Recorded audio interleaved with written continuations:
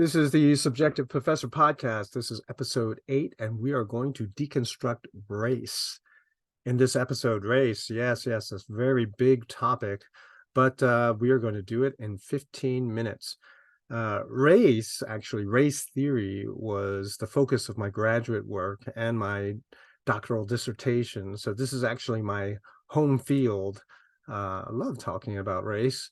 And when I would teach a class on race, uh, it's very very obvious that everyone has their own subjective understanding of what race is and how they're going to live their life based on their understanding of race. So most people have already been either socialized into an understanding or they have their own subjectivity quietly held, right? Uh, and you also notice that in most classes, when race comes up, there is a fear with a lot of students.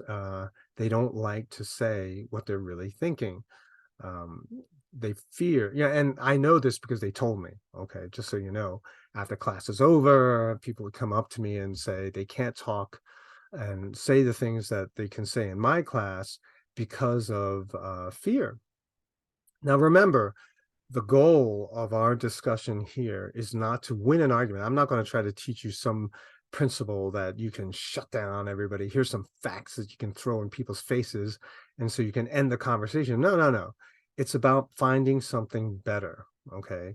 To get everyone on the same perspective, voluntarily by including everybody into the conversation and then moving forward.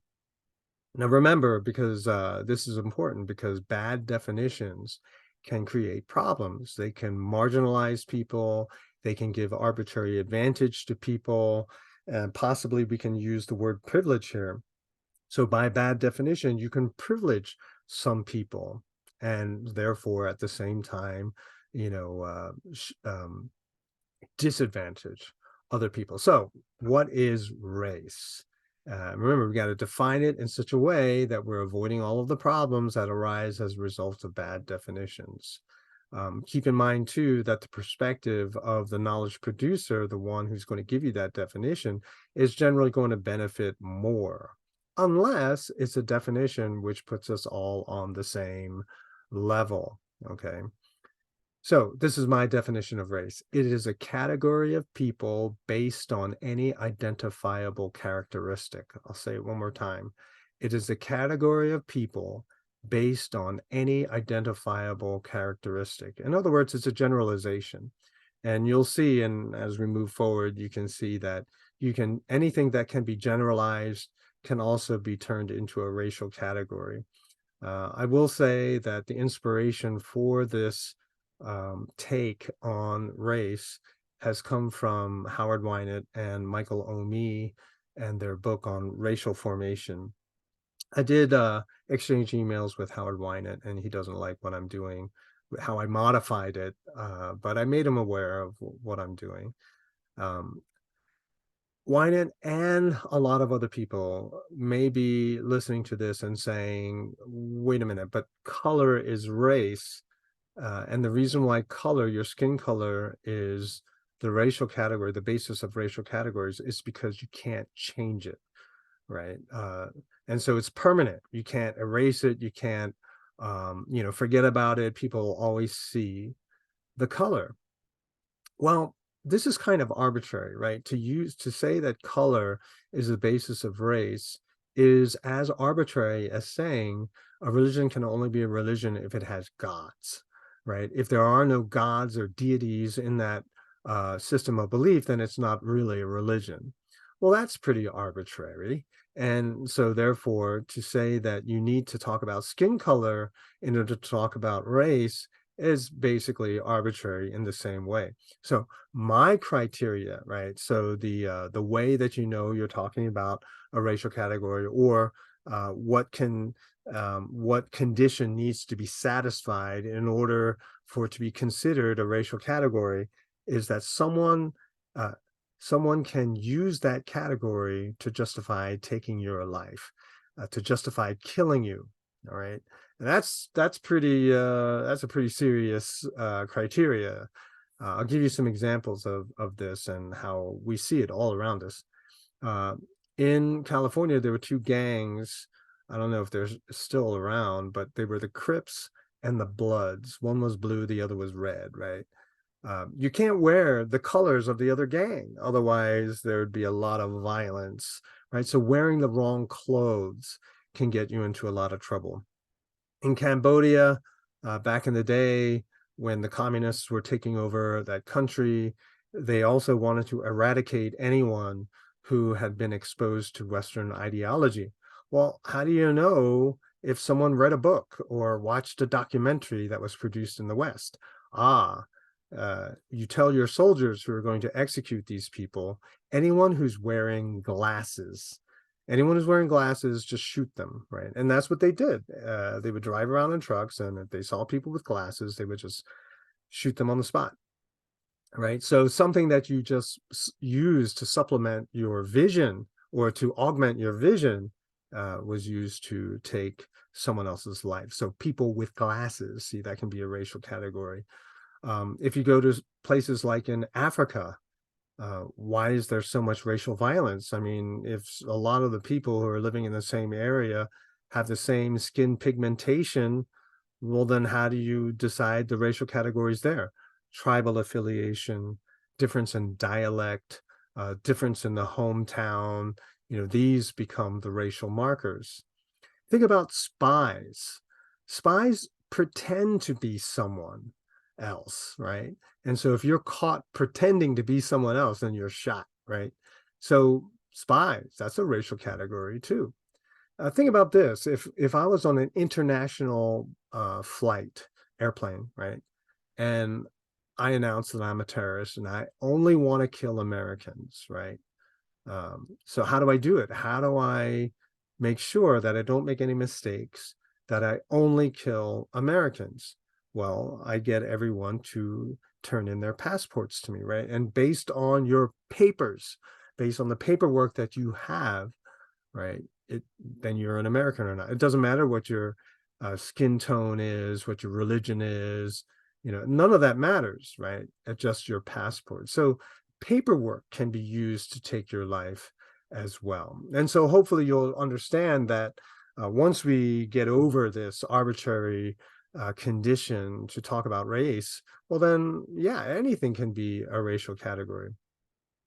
Now, the thing about racial categories or generalizations is that they're only a starting point to get to know someone, right? So where do I start? Oh, that person is, a college student, whatever, right? So, okay, that's the first step. So I've categorized you as a college student. But hey, there are a lot of college students, right? And not just in the United States.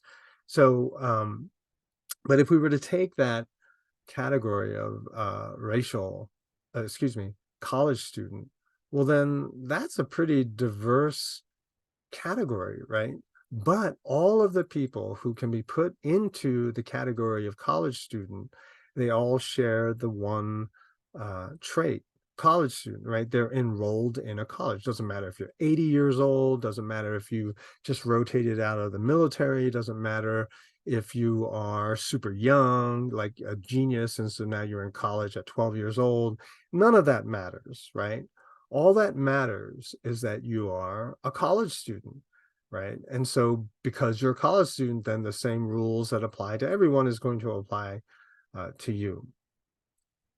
The more you get to know someone, however, the fewer things that people within that category of college student share with everybody else, right? So just because everyone is a college student doesn't mean that they are all under 23 years old or 22 years old or whatever it is, right? Everyone is between the ages of 18 and 22. No, that doesn't work, right? So the more you get to know each person within the category, the more you realize that they are different from each other. So in other words, the generalization, as all generalizations, are right and wrong at the same time. There's a concept in math called fuzzy logic. And in fuzzy logic, things can be right and wrong at the same time. It doesn't have to be one or the other all of the time. And a generalization would be an example of that sort of fuzzy logic phenomena in the humanities. So everyone, even in the same generalization, everyone is going to be different. Everyone is an individual, right? So within the generalization, you have all these people, but each person in the generalization is a specific person, right? So you got generalizations and you got specificity, right? You got specific, generalized, right? So you have large groups of people, collectivism, and then you have the individual, right? And so the individual is always what's most important. And by the way, the smallest minority in America is, of course, the individual, right? The person is unique. All right, so then if that's what race is, then what's racism? All right, let's build on this. Uh, Racism is to identify someone through a single category, expect that person to act according to that category, and then treat that person according to that category. But then on that basis, using that definition, everyone's a racist, right? If I look at my children, I categorize them as my children. I expect them to act like my children, and then I treat them like my children, right? And so I am a racist. But because that word has already been used in a negative sense, we don't like to use racist when you're talking about a good father. So we say, oh, no, no, that's just a good father. Uh-huh. All right. If I come home, I don't try to sleep with anyone's wife. I try to sleep with my wife. That makes me a good husband. I'm also discriminating against other people's wives, right? So discrimination is not necessarily a bad thing either, but we always do. How do you know you're going into the right house? How do you know you're going into the right class, the right workplace, right? Because you're discriminating, right? That's how you know. Um, so, uh, but when you start treating everyone in the same category as if they are all the same, they all look alike, they all act alike, they all think alike, they all believe alike, and they're all either good in the same way or bad in the same way, then we have lots of problems, right? Then some people might say that, well, okay, but some racialization, some racial categories, some generalizations matter and the other ones do not. Well, see, now that's hypocrisy. And hypocrisy is injustice. Why are you only going to focus on certain things and ignore other things? And remember, discrimination in the negative sense can happen for many reasons other than just simply the color of your skin. I think that's pretty obvious now. And so to highlight one category and ignore everything else, well, that's just hypocrisy, right? So you can discriminate against someone based on their religion, their income, the country of origin. You know, we can do this, go on and on. There are, in fact, an infinite number of racial categories or generalizations that are all around us. We're swimming in racial categories and generalizations. Many have already been forgotten. Some of them are like a flash in a pan, right? They're here and then all of a sudden they disappear. And then some are yet to be made, right?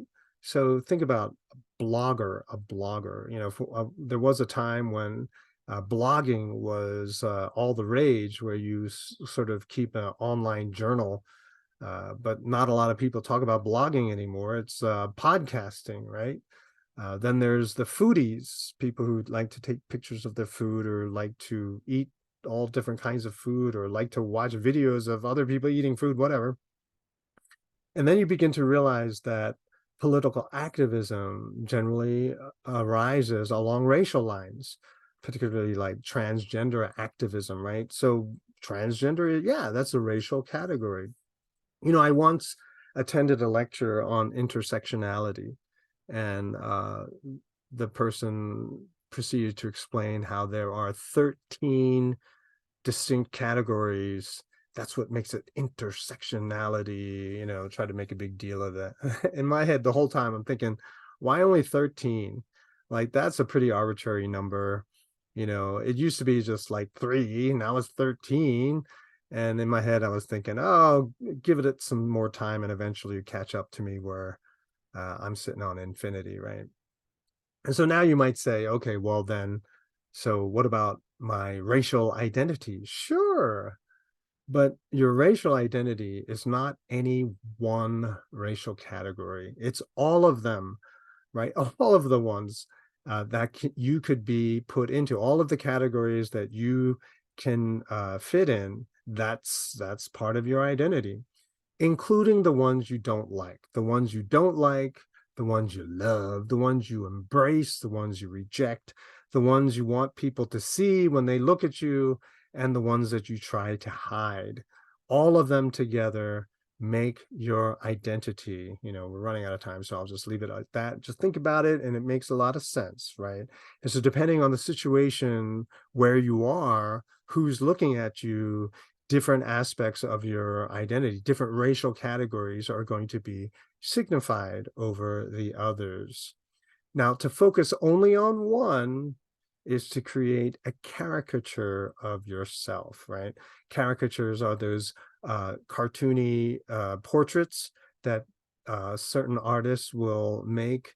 If you go to a county fair or an amusement park, there's an artist, you pay them to draw a picture of you, and it kind of does look like you, except they exaggerate one characteristic, right? So the exaggerated part is like the exaggerated or the focus, the racial category that you're going to focus on and ignore all of the others, right? And so to focus only on your skin color is to create a caricature, a cartoony portrayal of who you are.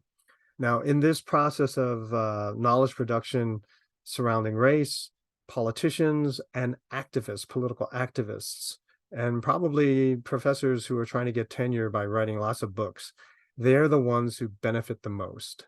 But everyone else who has to live under those rules, who read these books and try to understand themselves, not so much.